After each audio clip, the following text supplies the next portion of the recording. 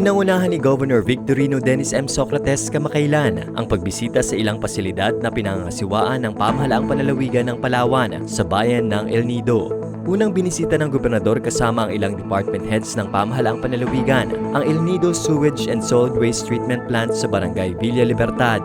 Ito ay nagbibigay serbisyo upang masolusyonan ang problema sa tamang sewage, wastewater and solid waste disposal sa naturang bayan. Sunod niyang tinungo ang El Nido Community Hospital upang suriin ang mga medical equipment at supplies sa ospital at maging ang kalagayan ng mga medical professionals at practitioners. Layunin ng pagbisita ng gobernador na matukoy ang mga problema sa bawat pasilidad upang mabigyan ng kaukulang solusyon.